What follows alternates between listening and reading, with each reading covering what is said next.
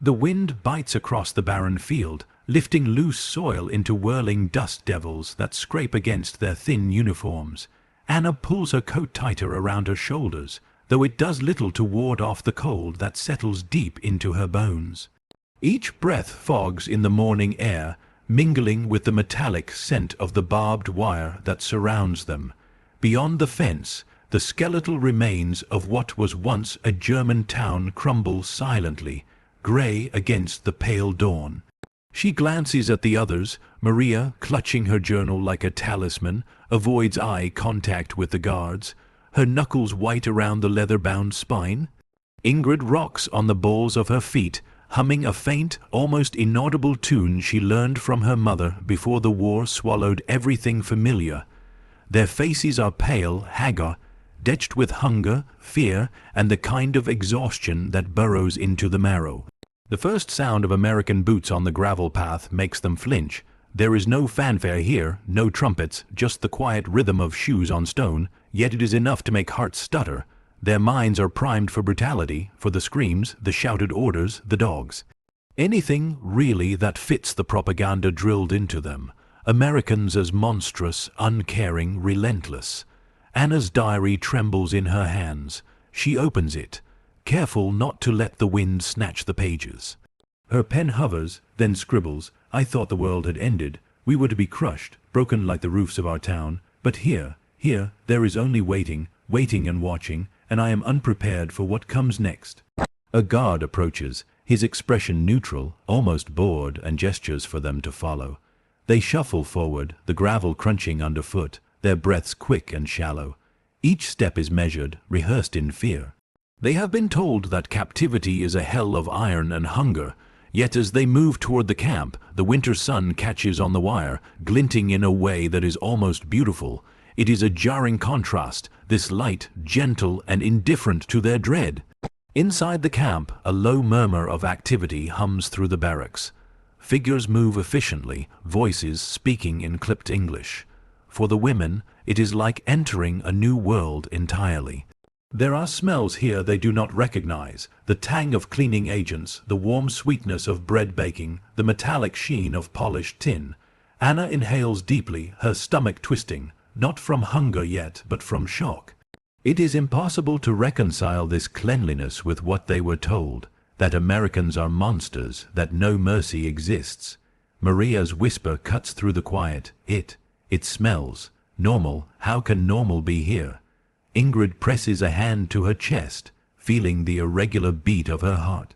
It feels wrong, she mutters. I am meant to hate them, I am meant to fear them, and yet.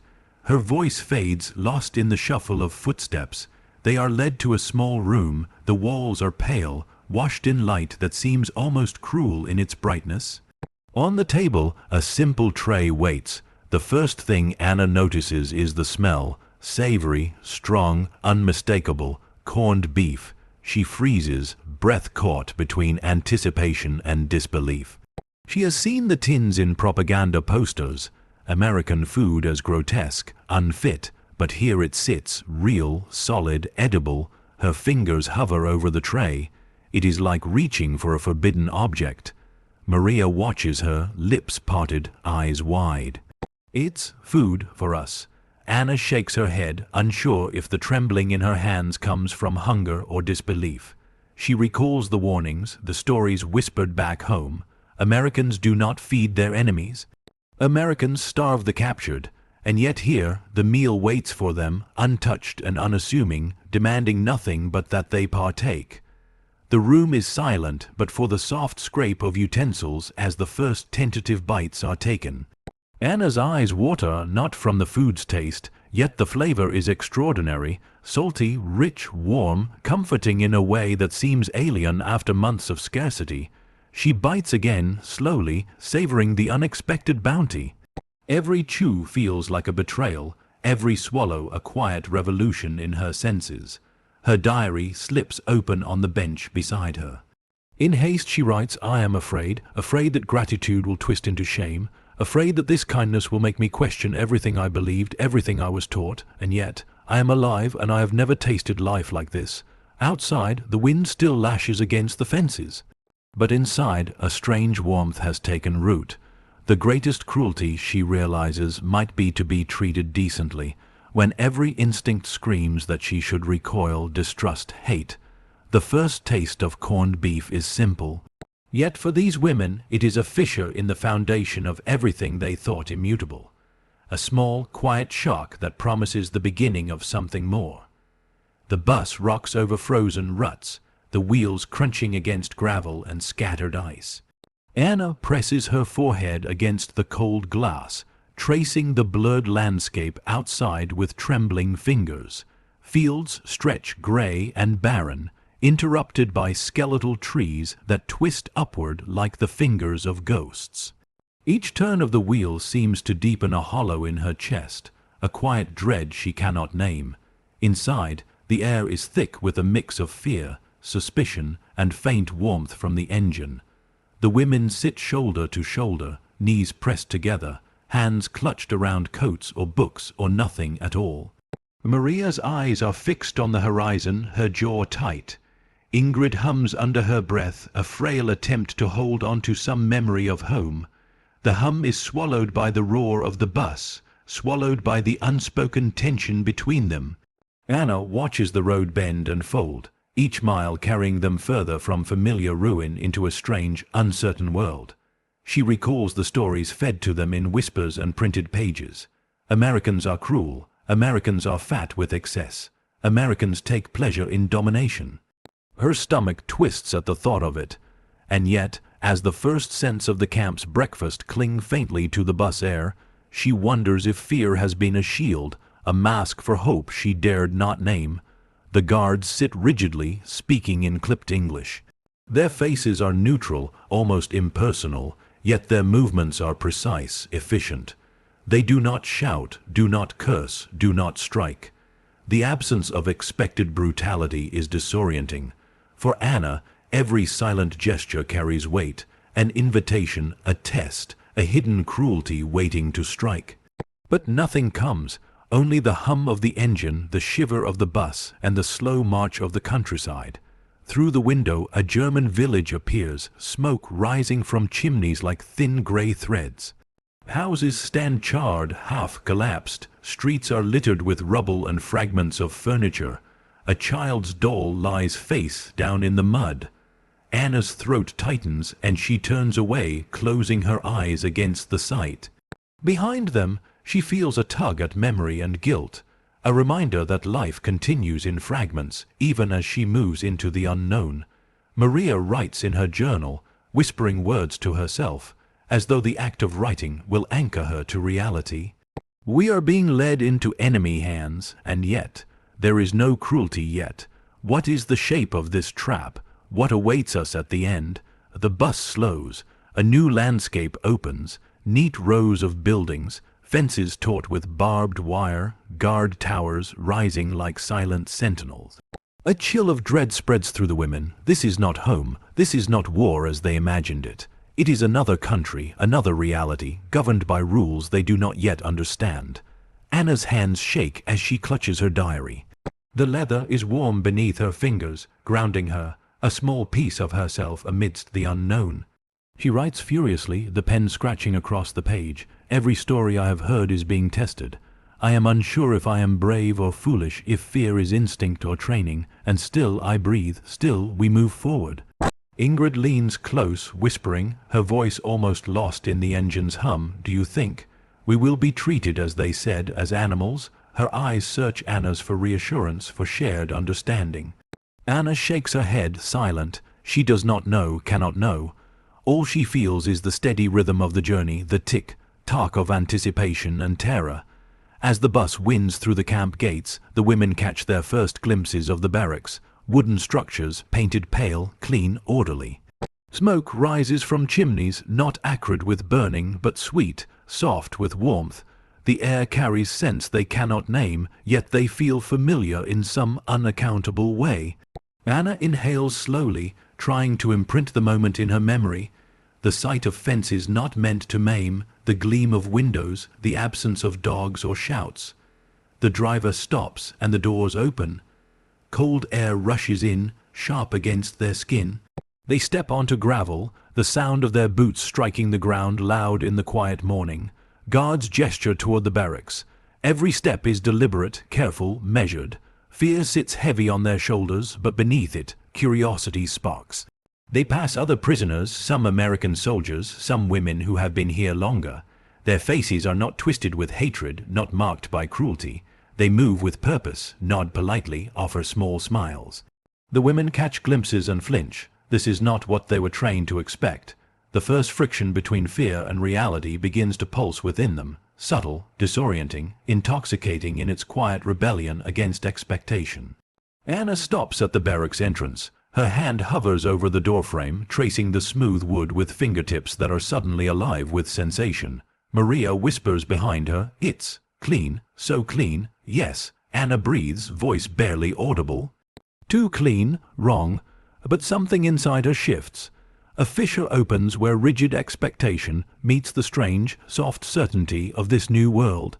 And as the door swings open, the first glimpse of the inside, faint light spilling onto polished floors, the smell of cooked food, the hum of quiet voices, hits them all at once. It is a shock that is subtle, almost polite, yet impossible to ignore. For the first time, the women feel the complex stirrings of doubt, of fragile hope. The journey has carried them from ruin to uncertainty, from propaganda to the edges of a truth they are not yet ready to name. And the first taste of that truth waits quietly inside, as palpable and simple as a tray of food on a table. The barracks smell of pine soap and warm metal. Light streams through high windows, catching motes of dust that drift lazily in the air. The women step inside cautiously, boots echoing on the polished floor. Anna's chest tightens. Every nerve trembles as though her body senses the betrayal of expectation before her mind can comprehend it. A table stands near the corner, neatly arranged. Tins of corned beef, jars of jam, slices of bread wrapped in waxed paper. Plates, cutlery, and mugs sit with an orderliness that seems almost obscene to eyes trained on scarcity and ruin. Anna's fingers hover over the edge of the table, trembling. The aroma is powerful, salty, warm, savory, utterly impossible. Maria whispers, her voice trembling, It smells like home, not ours, but like it should be home." Anna looks at her. "Home, yes, something like it." They are instructed to sit. The other women hesitantly follow, hands still gripping coats or journals, faces pale with disbelief. A guard places a tin of corned beef in front of each. It is heavy, solid, unexpectedly generous. The women glance at one another, unsure if they are allowed to touch it, unsure if touching it might be a crime. Anna lifts the lid. Steam curls upward, carrying an almost intoxicating aroma. She hesitates, caught between hunger and a deep, gnawing suspicion. Her first bite is tentative, a small forkful pressed against her lips. She chews slowly. The taste is startling, salty, rich, dense, and unlike anything she has had in months. Her eyes water, not from hunger alone, but from the shock of abundance, from the feeling that the world might, against every expectation, still hold mercy. Ingrid whispers, almost to herself, "It's edible, it's good." Maria shakes her head in disbelief, voice barely audible. "I was told. They starve us. They hate us." Anna swallows and closes her eyes. "They do not." She murmurs. Her hands clutch the tin as though afraid it will vanish if she lets go. Her mind races. How could this simple act, feeding them, undermine years of propaganda? How could taste, warmth, and order carry more weight than guns and speeches? They eat slowly, every bite a revelation. The barracks are quiet, but for the soft clatter of utensils. Outside, the wind scratches against the windows, cold and sharp. Inside, the warmth, the smell, the unexpected civility presses against their fear. It is suffocating, in a way, because it forces reflection, forces awareness that their assumptions, drilled into them since childhood, might be wrong. Anna's pen moves across her diary. The lines are jagged, trembling with uncertainty. "I cannot hate. I cannot fear what is not cruelty. I am afraid that gratitude will twist into shame. I am afraid that to accept kindness is to betray my country, my family, myself, and yet I am alive, I am fed, I am seen, and I do not know what to do with this truth. A sudden clatter at the far end of the room startles them. Another prisoner, an American woman, carries a tray of soup. She smiles faintly, nodding politely as she places the steaming bowls before the new arrivals. Anna watches her, every instinct ready to recoil, but the smile is simple, human, untainted by menace.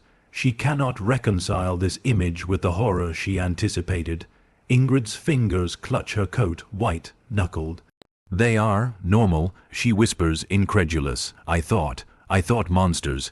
Maria shakes her head. "No, not monsters. People, strange, terrifying people who are people." The shock grows not from the meal itself, but from its implications. Cleanliness, warmth, structure, and courtesy, all offered freely. Every act of civility is a quiet argument against everything they have been taught. Their minds whirl with contradictions, fear of the enemy, the instinct to distrust, the undeniable evidence of care. Anna looks around, noting small details. The soft hum of the stove, the neatly stacked dishes, the faint scent of pine lingering on the air, the sun filtering through glass and catching on polished floors. Each ordinary object becomes extraordinary. Each ordinary gesture, a nod, a smile, a clean tin becomes revolutionary. When the meal ends, the women are reluctant to leave, not from hunger, but from the shock of safety, the unbearable weight of unexpected normalcy. They sit for a moment, hands folded, hearts racing. The simplest things, being offered food, being treated with dignity, feel like acts of rebellion against the very war that tore their world apart. Anna writes again, pen moving faster now, driven by awe and confusion. The greatest cruelty, it seems, is to be treated decently. I am paralyzed by it, and yet I have never felt more alive. I am both terrified and grateful. The enemy is not what I was told, and the world might still be strange, but it is not entirely cruel. Outside, the wind continues its assault on the barracks, indifferent. Inside, a fragile warmth pulses through the room, a fragile heartbeat of humanity that refuses to yield to fear.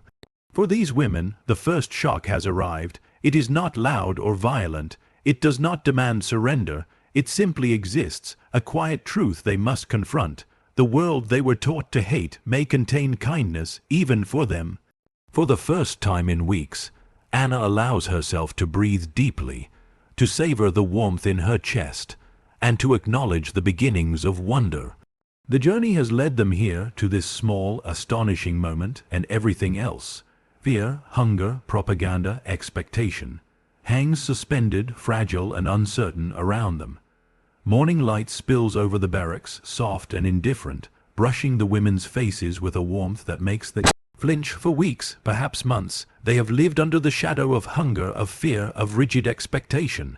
Now sunlight feels almost obscene in its abundance, a quiet, patient reminder that the world outside the war's destruction can still hold ordinary beauty. Breakfast arrives, corned beef, eggs, steaming porridge, thick slices of bread. Anna hesitates, her hands trembling as they hover over the plate.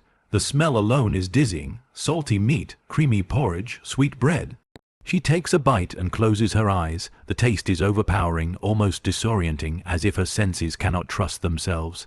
Hunger is familiar, but this is confusion. Maria leans forward, whispering in awe. At home, we would have killed for this. Her voice falters.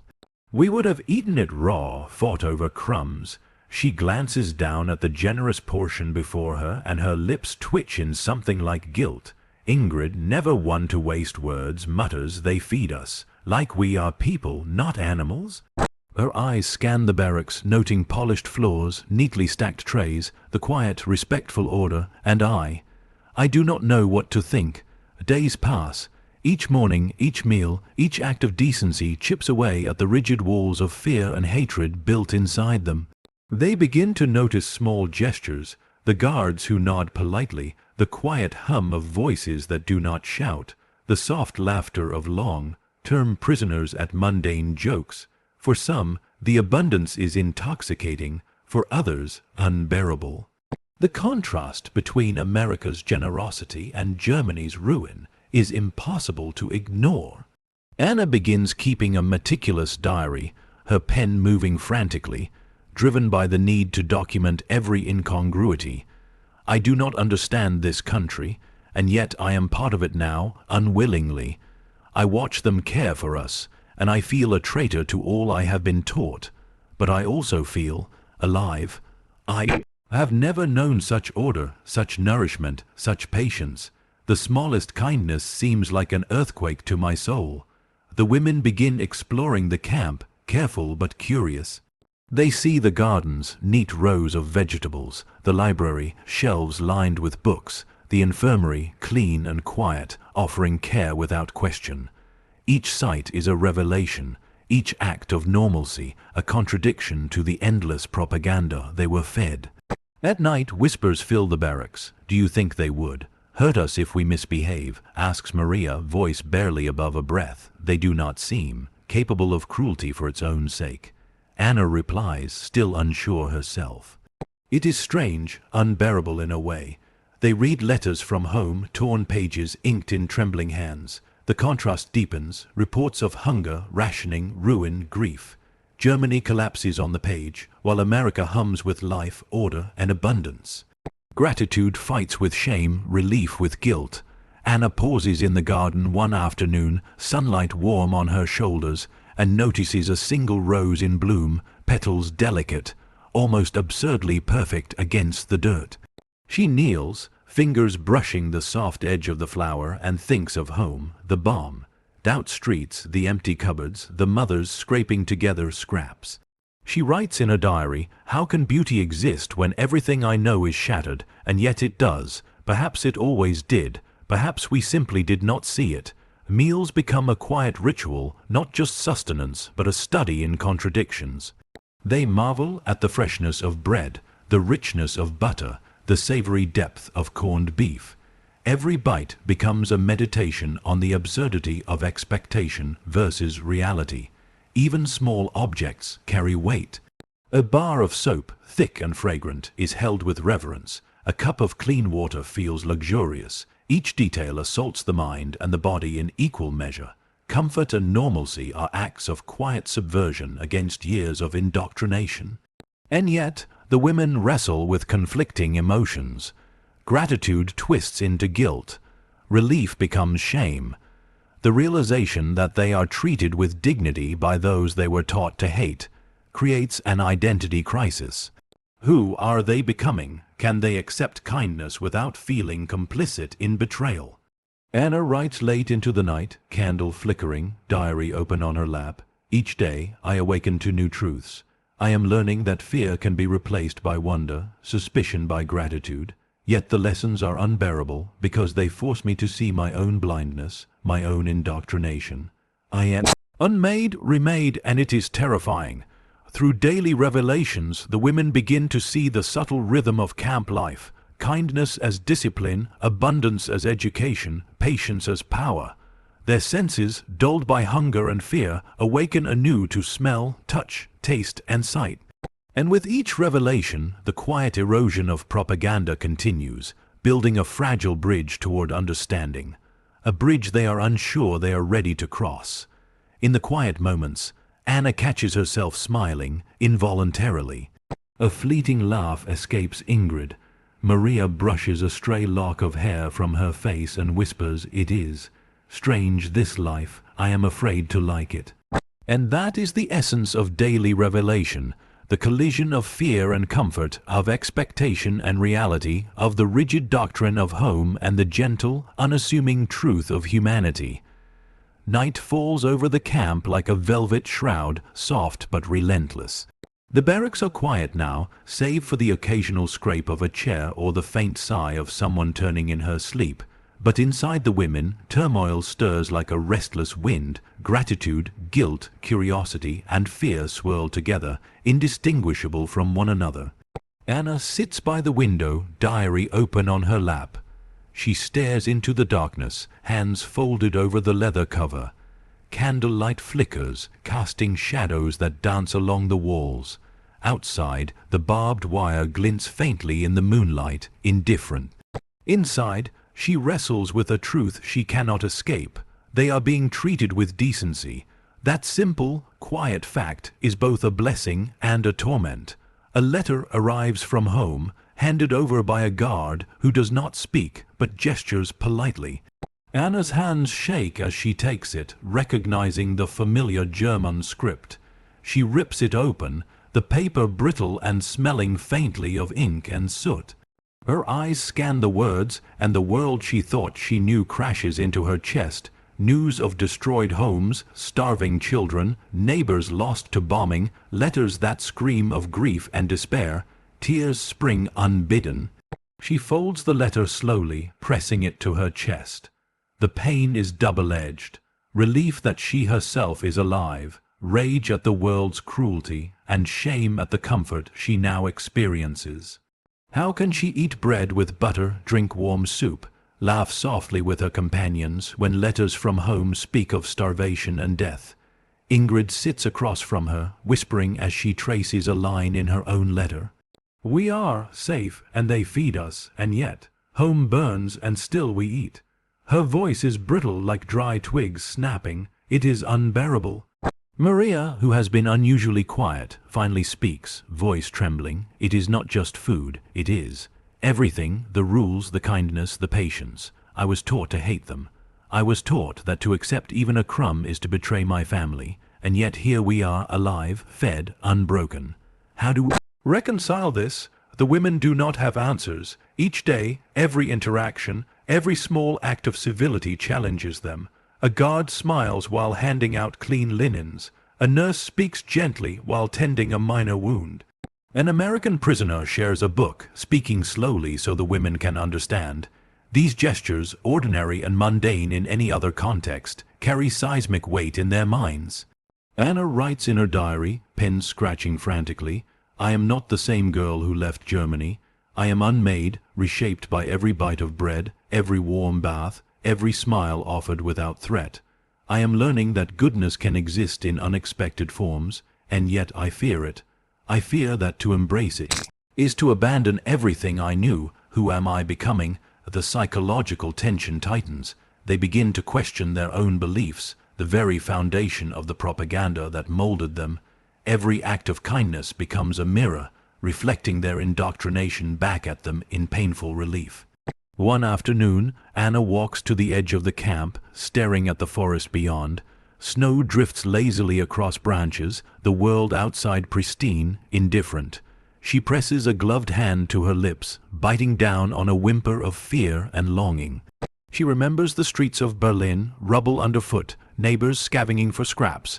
Here, warmth and order exist, almost as if they were a promise broken and then restored, and she is caught in the middle, suspended between two realities. In the barracks, whispered conversations deepen. Do you think we are betraying them if we accept their kindness? Maria asks, eyes wide, voice almost trembling. They are not enemies in this place. Ingrid replies, they feed us, they care for us, they do not strike, do not humiliate. Perhaps we are betraying only our fear, not our country. Anna remains silent. The thought frightens her. She knows that to survive here, to live fully in this strange decency, she must shed old prejudices. And shedding them feels like losing herself, like letting go of a past identity that was all she had left in a fractured world. Letters continue to arrive, each one deepening the internal conflict. Reports of hardship at home clash violently with the bounty and structure of the camp. Anna writes feverishly, her diary filling with half-formed reflections. I taste butter and bread while my country starves. I sleep under blankets while my neighbors shiver. I am complicit in my survival, yet my survival is not crime. And still, I feel the weight of betrayal pressing into my chest with every peaceful night. The erosion of propaganda is quiet but undeniable. The women begin to see subtle truths. Fear can be replaced by trust. Gratitude can coexist with shame. Humanity exists even in the enemy's camp. Their minds are stretched taut, fragile bridges forming between old beliefs and new realities. Anna looks at her companions, noting their pale, worn faces and the subtle relief creeping into their expressions. Each of them navigates this strange interior landscape.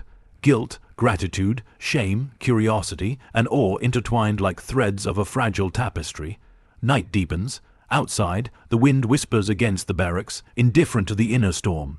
Inside, the women lie awake, hearts pounding, minds racing. Every sound, every shadow, every memory becomes a point of reflection, a catalyst for the slow, painful transformation taking place. Anna writes one final line before sleep. We are learning what cannot be taught, that decency can exist amidst horror, that kindness can exist in the enemy, that truth can fracture expectation.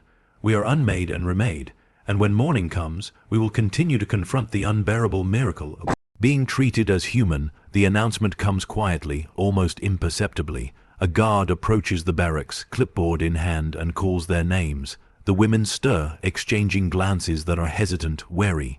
Months of adjustment, of internal battles, of reconciling fear with gratitude, have left them fragile, suspended in uncertainty.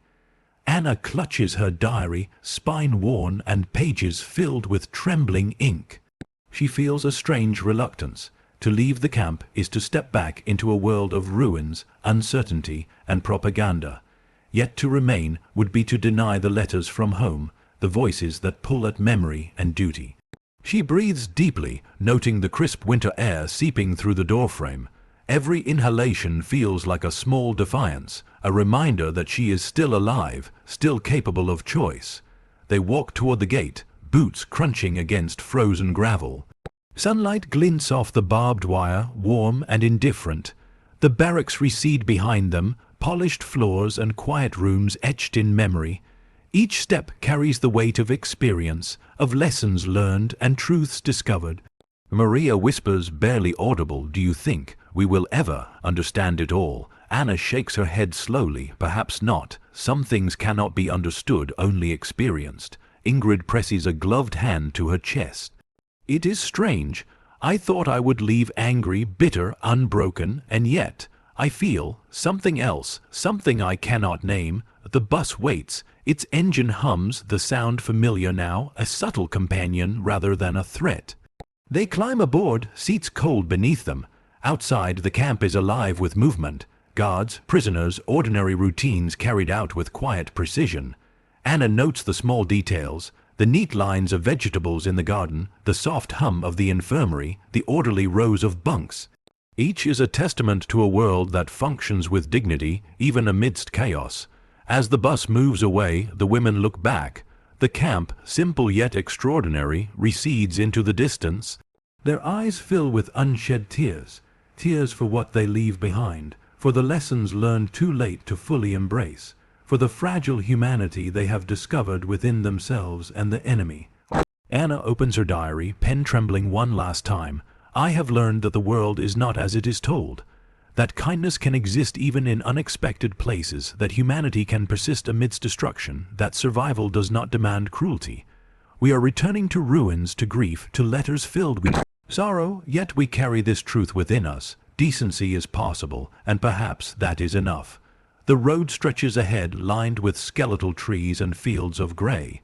Snow drifts lazily across the landscape, indifferent to the small human dramas unfolding beneath.